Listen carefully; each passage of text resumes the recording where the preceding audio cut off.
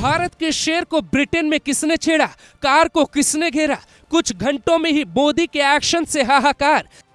Britain पाल रहा भारत के दुश्मन जयशंकर की गाड़ी को घेरा, कमांडो ने 1 सेकंड में दुश्मनों का पैर तोड़ा। अलग पंजाब की मांग, जयशंकर पे हमला तो डोभाल ने निकाली फाइल, ब्रिटेन में ऑपरेशन अननोन शुरू। जयशंकर की गाड़ी को चारों तरफ से घेर लिया जाता है, कुछ सेकंड में ही दुश्मन कार की बोनट तक पहुंच जाते हैं। पलक झपकते ही एस जयशंकर की सुरक्षा में तैनात कमांडो चारों तरफ से कवर अप करने की कोशिश करते हैं। विरोध करने वालों के हाथों में भारत का फटा हुआ तिरंगा था। प्रदर्शनकारियों का इरादा क्या था, ब्रिटेन में कैसे ये घटना घटी? जयशंकर अभी 6 दिनों की ब्रिटेन और आयरलैंड की यात्रा पर हैं। ब्रिटेन में जयशंकर के सामने खालिस्तानियों ने प्रदर्शन किया। जब जयशंकर गाड़ी में बैठने जाते हैं, एक खालिस्तानी समर्थक विदेश मंत्री एस जयशंकर की गाड़ी की तरफ दौड़ता है। उसने ब्रिटेन के सुरक्षा कर्मियों के सामने ही भारत के राष्ट्रीय ध्वज को फाड़ दिया। हालांकि बाद में पुलिस अधिकारी उस खालिस्तानी को पकड़ लेते हैं और जयशंकर की गाड़ी आगे बढ़ जाती है। खालिस्तानियों का ग्रुप पहले से ही जयशंकर के निकलने का इंतजार कर रहा था। ये सभी खालिस्तानी नारेबाजी करते। ये सब अचानक कैसे हुआ, हम आपको पूरी कहानी बताते हैं। कनाडा और ब्रिटेन में खालिस्तानी संगठन का विस्तार हो रहा है। पंजाब, चंडीगढ़, हरियाणा को मिला के अलग देश की मांग की जा रही। विदेश मंत्री ब्रिटेन में थे तो वहां की हुकूमत की जिम्मेदारी थी उनकी सुरक्षा पुख्ता करना। अब ये चूक बहुत भारी पड़ने वाली। अमेरिका में बैठकर पन्नू वहां से भारत को धमकी देता है, ब्रिटेन में हमला होता है, इसीलिए मसला गंभीर हो रहा है। जयशंकर पे जो हमला साल 2025 में होता है, उसकी न्यूज साल 1960 में रखी जाती है। कनाडा से शुरू होने वाला प्रयोग अब ब्रिटेन और लंदन तक पहुंच रहा है। इंदिरा गांधी खालिस्तानी मूवमेंट को खत्म करना चाहती थी, उन्हें मिटा दिया गया। तो क्या जयशंकर पे भी कुछ वैसी ही प्लानिंग थी?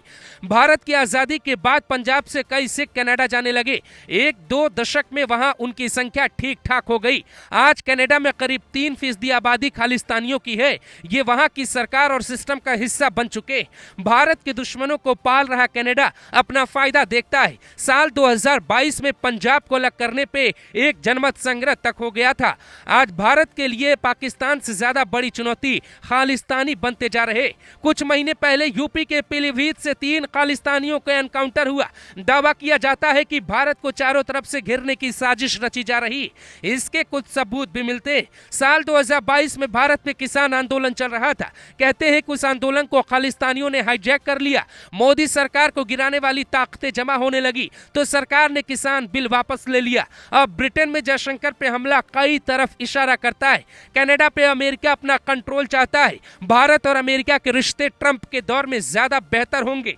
कनाडा की सियासत में खालिस्तानियों का वोट अहम है, इसीलिए वहां की सरकारें खुल के समर्थन को तैयार है। तस्वीरें साफ बयां करती हैं कि अब पानी सिर के ऊपर बहने लगा है। इंदिरा गांधी वाली चुनौती मोदी सरकार के सामने भी खड़ी हो सकती है। डीप स्टेट की एंट्री भी हो सकती है।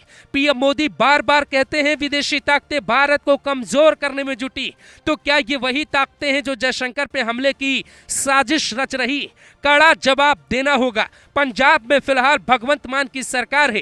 कहा जाता है कि इस मूवमेंट में आम आदमी पार्टी का भी इशारों ही इशारों में समर्थन होता है।